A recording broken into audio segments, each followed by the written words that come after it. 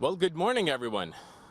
I would like to welcome you all to my hometown of Richmond Hill. My name is Roozbeh Farhadi, and I'm honored to be running as the candidate for the Ontario Liberal Party here in Richmond Hill under the leadership of Stephen Duca. Stephen understands the problems and challenges that Ontarians are facing right now. That's why he's presenting a bold vision to help resolve those issues right now. Ontarians have a choice to make. Either Doug Ford's Conservatives that will cut with chaos and are only interested in helping their rich friends get richer, or an Ontario Liberal government that will invest in our province to make sure it's a place to grow once again. Please join me in welcoming the leader of Ontario Liberal Party and the next Premier of Ontario, Stephen Duca. Thanks, Riz. Thanks very much. Great job. Thank you. Well, good morning, everyone. So I'm very happy to be here in Richmond Hill, one of my neighboring communities, just not that far away from where I live here, of course, in York Region, and to have the chance to stand beside Roozbeh Farhadi, who I know has been working, like all of our candidates, so hard for so many months, knocking on doors, talking to hardworking families that live here in this community, a community where he has been active for so many years. I know that Roozbeh will make a phenomenal champion for the families of Richmond Hill at Queen's Park, and I know that he's going to continue to work hard until June 2nd, and then, of course, starting right on June 3rd, once he earns that trust, gets the support, and becomes the MPP, he will show up, he will deliver, he will work hard, and that is the kind of active local leadership that has been sorely missing here in Richmond Hill over the past 4 years. Well, today we're here to talk about an issue that is so important to me. It's profoundly important to me. Talking about our parents and our grandparents, Ontario's seniors. Now, I've said this before publicly. I had one of the luckiest things occur to me in my life. I was so close to all four of my grandparents. My mom and dad. My mom and dad are getting a little bit older. They're both in their 80s now. They live in their own home in Woodbridge, where we live. They have their occasional struggles, their occasional challenges, like so many seniors across this province do. And the sad fact is that what we saw take place during this pandemic, with respect to Ontario seniors, the tragic stories that we saw emerge, the tragic and horrifying loss of life, thousands of Ontario seniors who lost their lives to COVID, more in the second wave of COVID than in the first wave. Families heartbroken still because of what they saw occur to their loved ones. The isolation, the mental health challenges, all of it. When I think of my own grandparents, when I think of my mom and dad, I think of my wife Utilia's mom and dad. I know how hard Ontario's seniors literally worked and sacrificed and were dedicated to build the province that we love, to build the country that we love. And I also know, we know, that Ontario seniors, including, of course, those living here in Richmond Hill, well, they deserve to be safe, they deserve to be healthy, and they deserve to have the access to dignity, real dignity that, frankly, they've earned, and again, they deserve. So when I talk to seniors across this province, overwhelmingly, they tell me repeatedly, they want to stay at home for life. They've worked hard for years to own their own home. It's where they raise their families. It's where they make sure that they remain in a solid way, good mental health, where they see their friends, where they're in the community. They want that to continue. When I talk to the families of seniors, many of whom have to make a deeply difficult personal decision, because at some point, of course, many seniors need a level of care that can no longer be achieved at home. Those parents and those families talk to me about the anguish they feel, the difficult choice they feel, in some cases the guilt they feel, because they are stuck having to make a choice that's less than ideal. Well, my message to both Ontario's seniors, our message to both Ontario's seniors and to the families of seniors who have to make these difficult choices, is that hope is on the way. Hope is on the way. We are a week away from an election campaign, and many days ago, we put forward our plan to revolutionize seniors' care in this province. And we did that not because it's a gimmick, not because it's a talking point. We did that because we know, as Ontario Liberals, as Ontarians, we know that our seniors deserve to have the support at all times, to remain at home for life. That's why in our Ontario Liberal plan, we talk about a home care first guarantee. And what does that mean? That means that over the next 4 years, an Ontario Liberal government would invest $4.4 billion, $4.4 billion over those 4 years, so that 400,000 additional Ontario seniors, including seniors living right here in Richmond Hill, would have access to care at home. And what does care at home look like? For some, it could be help with taking a shower. For others, it could be help making a meal, or frankly, just a friendly face to speak with. Again, our seniors want to live in their own homes for life. Our plan will help hundreds of thousands of more achieve that. For the families out there, as I referenced a second ago, who have to, from time to time, make the very difficult choice about a level of care that's required that can only be provided in long-term care, I want those families to know, I hear you. We hear you. We hear the anguish that you feel because you have to make this decision. And we know, based on everything that we saw during this pandemic, we know that you don't want your parents and grandparents to be put at risk. So when we talk about long-term care for those seniors who will need it, we talk about building 30,000 new long-term care spaces, rehabilitating 28,000 new long-term care spaces. We talk about clearly ending for-profit long-term care by 2028 in this province. But here's the other, I think, really wonderful aspect in our long-term care plan. When we talk about those 58,000 new spaces, and we talk about the system as a whole, we want to lead a revolution in this regard. We don't want our parents and grandparents, your parents and grandparents, to be warehoused anymore, to be institutionalized anymore. It is a model that doesn't work. It is a model that many other parts of the world have already moved away from.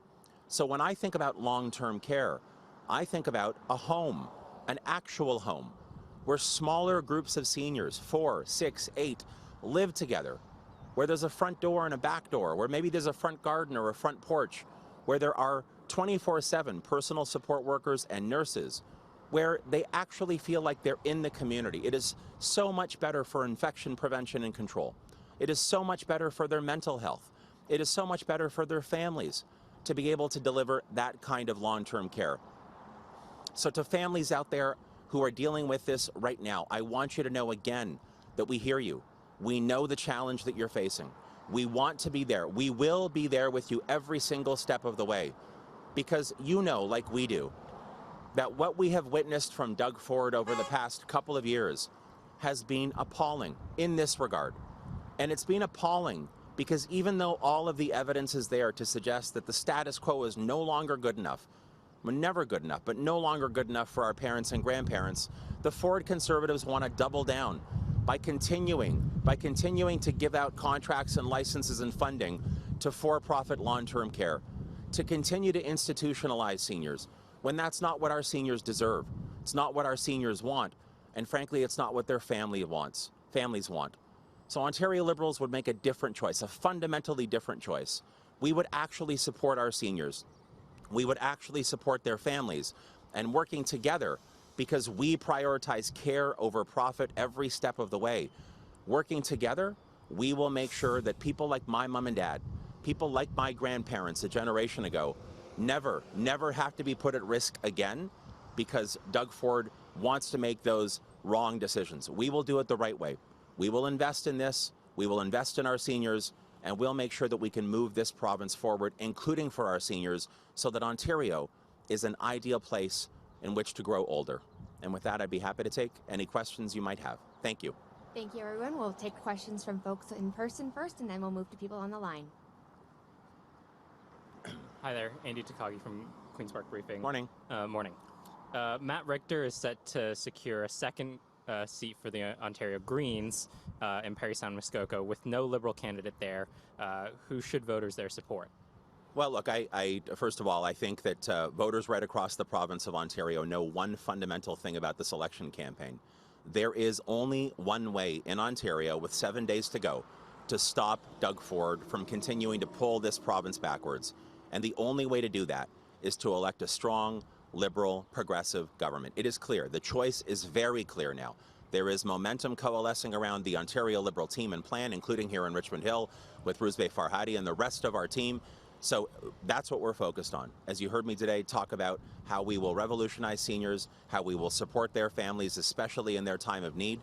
We're going to continue to focus on that, and I have great faith in the people of Parry Sound Muskoka to make a decision that makes sense for their community, but Ontario Liberals will continue to be very, very focused on making sure that we stop Doug Ford from continuing to destroy what we love about this province. But do you have an opinion on who would be the best candidate in Parry Sound Muskoka to defeat Doug Ford, because they don't have the option of supporting the Ontario Liberals? Well, again, I'm focused exclusively on making sure we do stop Doug Ford. And we have to stop Doug Ford. When you think about what he's done in public education, how he's undermined workers and their families, as I was talking about yesterday, how he's completely betrayed and abandoned small business entrepreneurs, and how he wants to double down on a for-profit long-term care system that doesn't work for seniors or their families. It only works for shareholders. This is why we have to stop Doug Ford. As Roozbeh said in his opening remarks, Doug Ford's all about making the billionaires even richer, protecting his political donors, rewarding them. That's not what we need right now. And again, there's only one way to stop Doug Ford. That is to vote Liberal come June 2nd and to elect a strong, progressive Liberal government at Queen's Park, including Roozbeh Farhadi, so that we can actually make sure Ontario is a place to grow. And in that vein, are you worried at all about voter apathy, especially when it comes to progressive voters who are turned off by the fact that there might not be any kind of collaboration between the progressive parties, especially between the Liberals and NDP? No, look, I think the people of this province who are progressive in particular, I think they feel an overwhelming motivation because they know. And by the way, you look at our team of candidates, you know, Roozbeh is someone who has direct experience supporting small business entrepreneurs in his career. We have nurses, we have doctors, we have municipal leaders, we have teachers, hospital administrators. These are women and men who have literally been on the front lines, and they've seen the cuts and the chaos and the devastation of Doug Ford's failed policies. The failed policies he continues to brag about, the people that he wants to reward, the opposite of what we want to do. I believe progressives in this province are very motivated to stop Doug Ford, and I know, because I feel it, they understand that they have a very clear option to make sure that he is stopped, and that option is to vote Liberal come June 2nd. We are the team with the momentum right now. We take nothing for granted. That's why we're just going to keep working as hard as we possibly can. But stopping Doug Ford requires that people choose their local Liberal candidate. We elect a strong, progressive Liberal government at Queen's Park, and then we rebuild this province the way that the people of Ontario need us to. Hi, Stephen. Holly Morning. Mackenzie-Suter with Canadian Press. The other day, the NDP was talking about their promise to end this, I guess, called the SHIELD law, or kind of this law introduced by the Ford government that kind of protects long-term care owners and workers from negligence in the cases of deaths. I'm wondering what you think about that, and what else, I guess, the Liberals are promising in terms of, you know, justice that people feel they didn't get for loved ones who died during COVID. Yeah, so our plan for the seniors revolution, as I like to call it, or senior care revolution, also includes the repeal of that legislation that Doug Ford rammed through to shield, to shield the for-profit system from liability. So we've got that. I believe there needs to be a public inquiry, generally speaking, into what happened in COVID, but I've said on the record before, I think we need a deep dive into exactly what went wrong in long-term care. The report that we saw previously, I don't think did a good enough job to shine a clear light into this.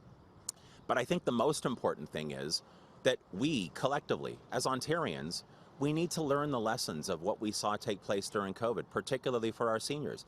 That's why it is so disturbing, disturbing, that notwithstanding what we saw, that almost every announcement that Doug Ford has made over the last number of months in long-term care, where he gets up to a podium or a microphone and he's all smiles and he's reading his teleprompter, he's talking about continuing to institutionalize our seniors, in many cases in for-profit care. And he thinks that his job is done. He actually believes, he legitimately seems to believe, that putting shareholders and dividends ahead of care and ahead of our seniors is the best way to solve this problem. You know, I think I said this on debate night. There's a lot of reasons that someone like Doug Ford should be disqualified from being premier. This is right near the top of the list.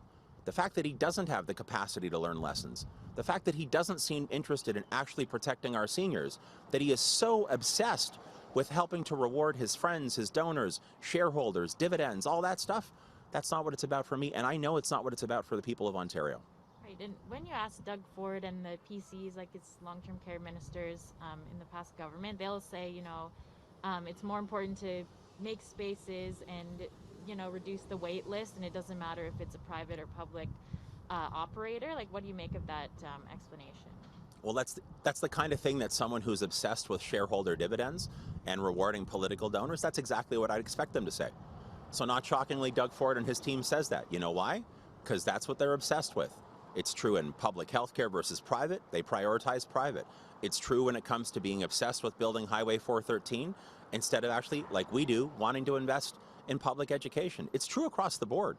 They just can't help themselves. Conservatives historically, and let me just say the Ford Conservatives have taken this from a standard practice from Conservatives and they've elevated it to a borderline obsession. Conservatives love to cut. They love delivering chaos in public services so that then they think they can convince the people of Ontario, oh, well, we have to turn to private options. We have to do it. Look, the public, this is me telling you what they say, not what I believe, right? That's what they do time and time and time again. That is not the Ontario way. That is not the kind of Ontario that Ontario Liberals will build and will invest in. We believe in public education. We believe in public health care.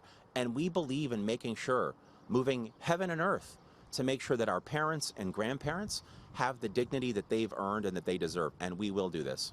I'm just wondering about the timeline for phasing out profits, because, it's a pretty big task. Kind of how you have chosen a timeline and how you calculated that and figure that it's realistic. Yeah, so the timeline is 2028. And by the way, that's the same timeline for the 58,000 spaces that we'll build and rehabilitate in the system. So it's 2028. We felt that that was the most responsible timeline to accomplish. You are correct, an ambitious goal. So again, I've said this a number of times and it's in our plan. We will start by no longer awarding for-profit long-term care with any new contracts or renewing licenses or contracts. We have set aside specific funding in our plan. And by the way, let me just stress, the NDP make the claim that they'll end for-profit. They've included no funding in their platform to actually accomplish that goal, whereas we have in a very responsible and fully costed way. So over those 6 years, we will help to beef up or build capacity in the the not-for-profit long-term care sector and municipal sector.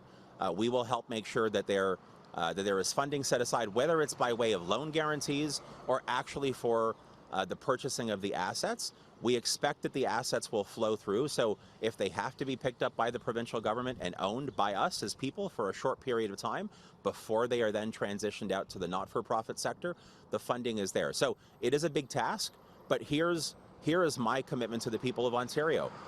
This effort, all of it, the entire package of the seniors care transformation or revolution that we will lead, all of it will have the full weight and force and effect of the Premier's office. It will be clearly spelled out in the mandate letters that I as Premier will provide and make public, unlike Doug Ford, so that everybody can see exactly what my expectations are of the ministers who will have the responsibility to lead this transformation, and we'll get it delivered by 2028. Thank you, everyone. That's it for questions in person. We'll move to Will on the line. Okay, just a reminder to reporters on the line, if you could please raise your hand using the Zoom function and I will add you to the queue for a question. The first question is Richard Southern from City News. Go ahead, Richard. Thanks for taking my question, Mr. Del Duca. Good morning. It's Morning, exactly Richard. 1 week until Election Day. That's what I hear. know that's the only poll that matters, but we haven't seen a poll yet that has you contending or the Liberals contending. Are you planning to change anything for the last week of the campaign, sir? Well, I don't think I can change my hairstyle, Richard. So, instead, let me talk about the fact that there is such clear momentum. Everywhere I go in Ontario, today in Richmond Hill, where I've been over the last number of days, I just have to say it. People know. People know they have one option to stop Doug Ford. So first of all, many, many, many Ontarians don't want Doug Ford to be rewarded for what he's done over the past 4 years, for the cuts and the chaos and the havoc. They don't want to see any more of that. They're tired of the circus. They want a responsible and competent government that has a plan. The plan is balanced and responsible and fully costed, and then has the team, including Roozbeh Farhadi, who will deliver on that plan starting on day one. So people know that.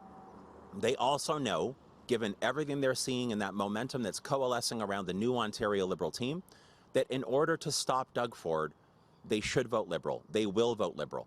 And so I suspect over the next 7 days, you're just going to see me doing, Richard, what you've seen me doing for the past 2 years, taking nothing for granted, keeping my sleeves rolled up and my head down and working as hard as Ontarians work, caring as much as Ontarians care to make sure that this province of ours is truly a place to grow. And that's what I'm going to remain focused on. Stephen, tens of thousands of Ontarians are still without power from Saturday's storm. Do we need a big infrastructure upgrade on that front, number one? Number two, a lot of these outages are in Ottawa. Should Mr. Ford be in Ottawa surveying that damage? Well, let me start with the second question first. I don't think Doug Ford knows Ottawa is still in the province of Ontario. And that's a legitimate thing that I'm saying. It's the province's second largest city. And months ago, when that city, our national capital, was under an illegal occupation, Doug Ford chose callously to go snowmobiling at his cottage instead of showing up. I showed up. Other leaders showed up. And then just this past weekend, when that storm hit, when it tore through many parts of Ontario, including Ottawa and the communities around Ottawa, Doug Ford didn't show up. You know who showed up, Richard? I did. I was there on Victoria Day. I was in Clarence Rockland. I was walking through those communities with Amanda Simard and Mayor Zanth. Had the chance to speak directly with residents. First of all, let me say the spirit of resilience amongst those residents was remarkable, given what they've gone through, but that is the Ontario way. They're looking out for each other. They're helping neighbors. That is what we do in Ontario. But those same residents told me, aside from giving me, or in addition to giving me some very practical ideas about how to make their lives better and Ontarians' lives better in the face of these kinds of storms and natural disasters, I think they were all stunned, like I am, that Doug Ford still hasn't shown up. That he was actually engaged in, I'll call it political gimmickry stunts over the course of the weekend, instead of doing what he needed to do. I've never seen a premier who is so quick to run away from his responsibility time and time and time again. And let me also say that in that part of Ontario and in many others, that was the third natural disaster in 5 years that the communities of Clarence Rockland and nearby have actually faced. And yet Doug Ford doesn't want to believe that climate change is real. He says, frankly, outrageous things about what causes climate change, how it'll be fought, how we'll deal with it. I don't think he believes the climate science is real. He's a climate change denier. And you see evidence of that in the 4 years of how he has literally undermined every environmental advancement that we have created together in this province through the last generation and more. So I think it's astonishing, it's appalling, it is unconscionable that he hasn't shown up. I don't think he's been in the Ottawa area. I could be wrong about this. I think it's been at least a couple of months.